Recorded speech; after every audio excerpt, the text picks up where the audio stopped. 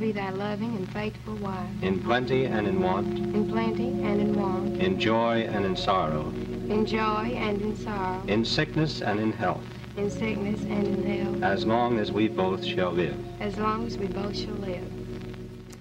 Wow, that touching moment was broadcast on a live TV show called Brides and Grooms that aired right here on CBS way back in 1952. And Cyrus and Joan Jeffords are still married and will celebrate their diamond anniversary 60 years together this Wednesday, March 28th. So we brought them back to New York for the first time since they were married right here on CBS. And welcome to both of you and happy anniversary. Thank you. Thank you. Thank you for spending some time with us. What was it like to see that time 60 years ago where you're getting married on television?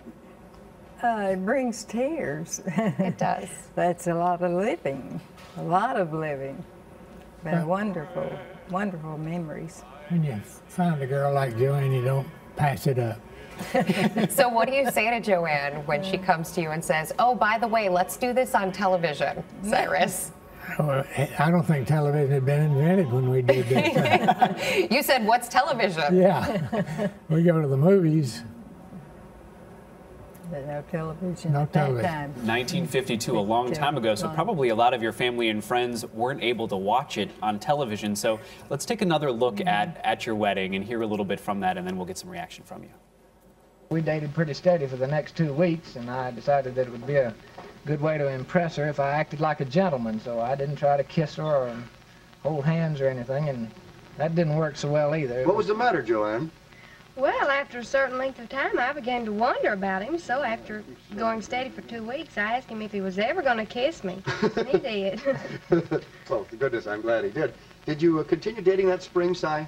Yes, we dated regularly throughout that spring. In fact, at the end of about a year, we had about 19,000 miles on this car that I was trying to pay for. Did I understand you to say that you were only 11 miles? There's nothing like getting interviewed on your wedding day. When you hear that, what do you think? You're so young there.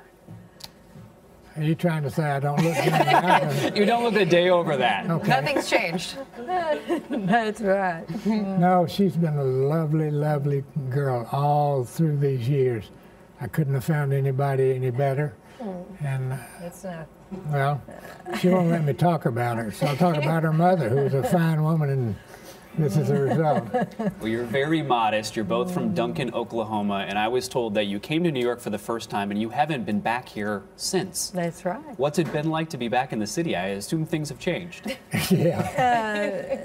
Changed dramatically, but we were focused on one thing when we came the first time, and we were focused on one thing when we came this time. So we've enjoyed seeing the city again, but haven't spent a lot of time other than here. Well, we want to bring out the person who's responsible for getting you back to New York. Yes, Your and I'm grandson, after. Luke, an NYU student, who initially, he's coming out with There a little he treat is. for the two of you to say happy goodness. anniversary. You've been baking. He did each of the flowers themselves. I did. Yeah, I We can appreciate tell. it. Oh, thanks. Thank you. So what originally got you interested in making sure that they got this attention?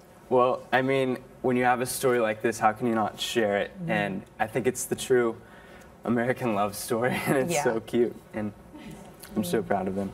It's adorable, and we love it. Thank you for being with us, you guys. And thank you for coming here to celebrate us. We really appreciate it. Cyrus, Joan, Luke, thank you so much. We'll We have a little champagne in the we'll break. have a little toast.